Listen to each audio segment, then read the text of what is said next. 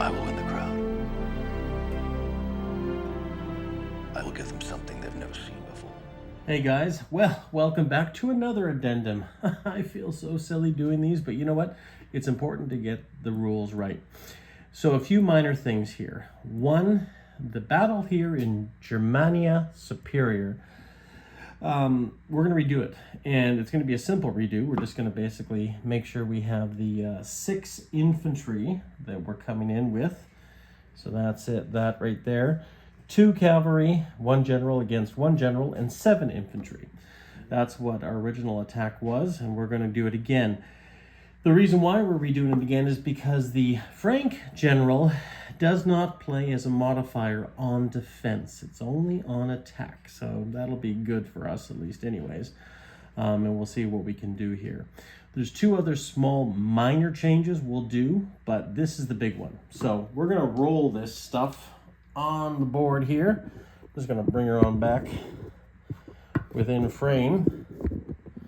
I'll try to be in frame somewhere here. Let's do it this way. That way we get the best of all worlds.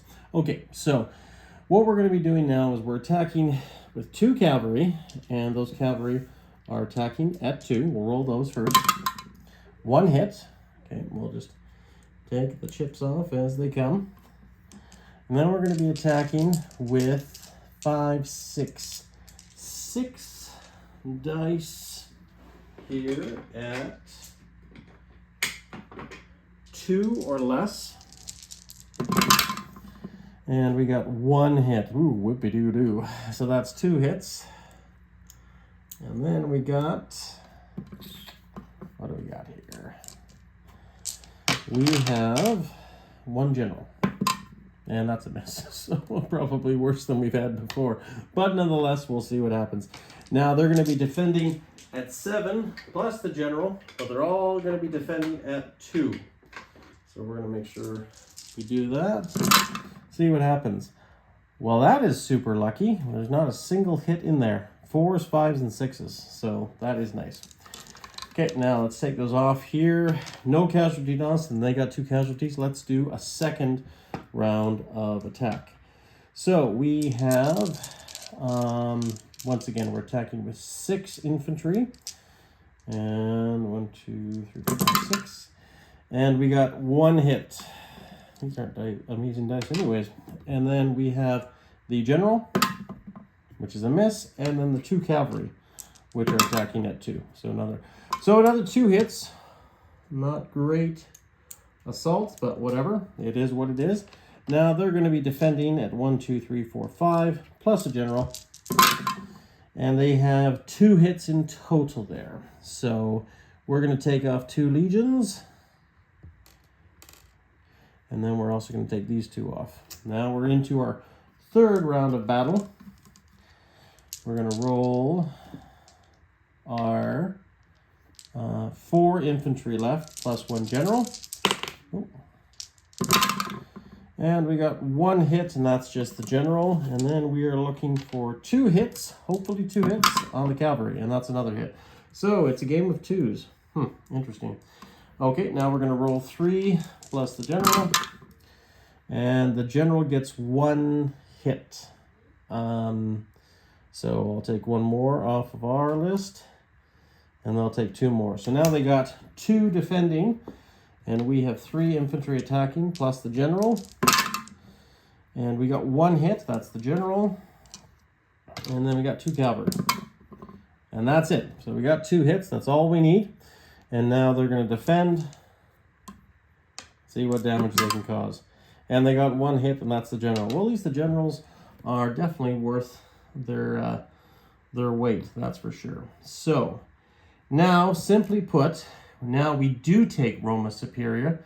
We do take this with 2 cavalry, 1 infantry, and 2 infantry and 1 general. Now, that's not necessarily good for us. It's another big target. But nonetheless, we are going to switch that on our income tracker. And we're going to go up 1 for the Western Roman Empire, 231, and 1 down for the Franks. So the other minor change, and it is minor indeed, But we shipped the wrong people over here. We were over here in Mauritania, and we had 1 cavalry and 1 infantry. We're going to ship that and fix that because we can actually, we had 2 infantry we brought up. We're going to take 1 infantry back, and what I'm going to do is take, well, it really doesn't matter. We'll just take, oh yeah, those don't belong there. We're going to take 1 infantry back and replace it with a cavalry.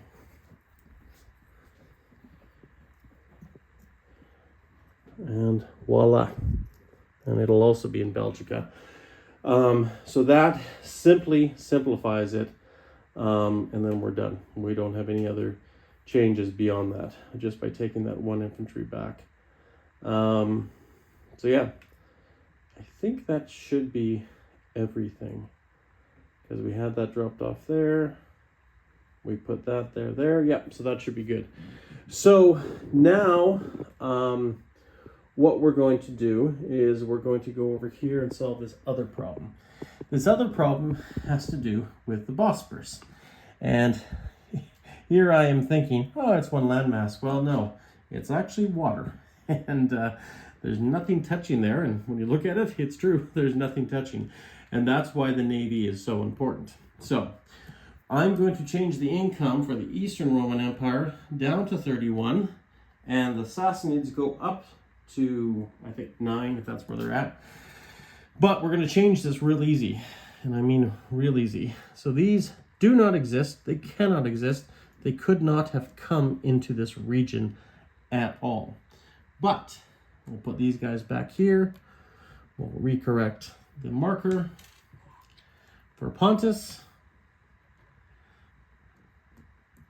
And the 5 cavalry go back. We never lost any casualties in that, so that's okay. So what we'll do here, and this just gives me a bit of an advantage, well, I shouldn't say an advantage, it's just, obviously this is what happens now, is where do I place these units, right? So we already have a pile of infantry here, and that's good. But let's look at the board here, right? They have to be here. They cannot go here unless I ship them over, right? And I've already used my ship movement. Well, I guess I could actually use somewhere else, but regardless, these 5 infantry, they were going to here, they're going to here. We're going to move them into Moesia. So we have 5 infantry, total of 6 right now, as well as these 2 here. We're going to defend Moesia with everything we got. And that's pretty substantial. And we're going to move those cavalry back too as well. The reason why, and we could put them all into one fist, but we're facing a possible 9 Hunnish cavalry coming up there. And I want to have as many units as I can wherever I can. Because these territories here, if they take all 3 or all 4 of these territories, the game is over. And it's their thing at the end of the day.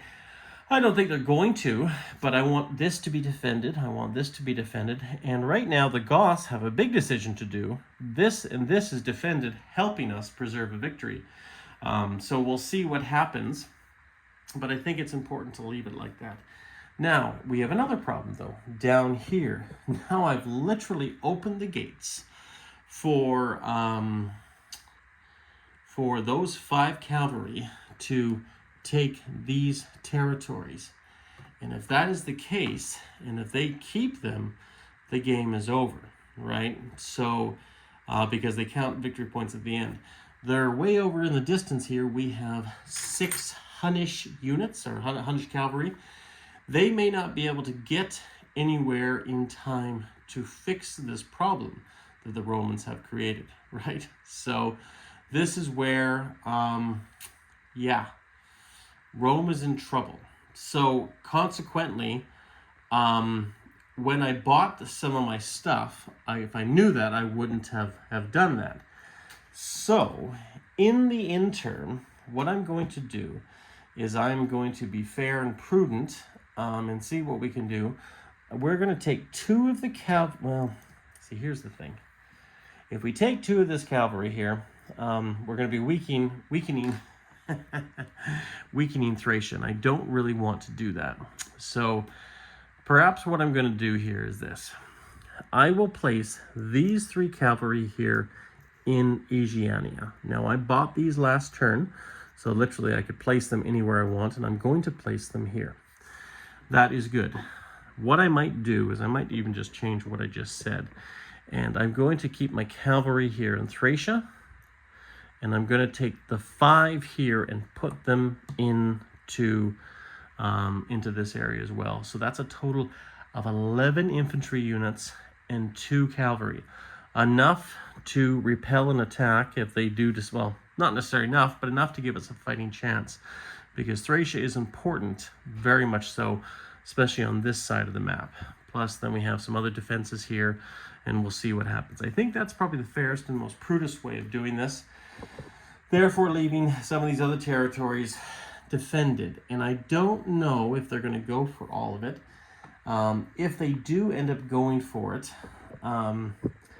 they'll have to commit, a sizable amount of cavalry to take out this. There's still a legion here, there's a legion here, and then obviously they have to divide their forces here. If they take all 5 of these territories, and depending on what they do here, the Huns might have to go 1, 2 to keep the game alive. And I'm going to see what they do with that. And I'm not trying to spell strategy to our next turn, but I'm just going to see what happens here, because it might use this to my advantage, this mistake that was innocent, but at the same token, putting pressure on my enemies. The enemy of my enemy is my friend. In this case, the Huns might be my friend. But and also they'll be solving a problem because they'll be getting an eastern territory. But they'll be fighting my enemy. So we'll see what happens, guys. Sorry for the addendum number 2. Hopefully there's not a third.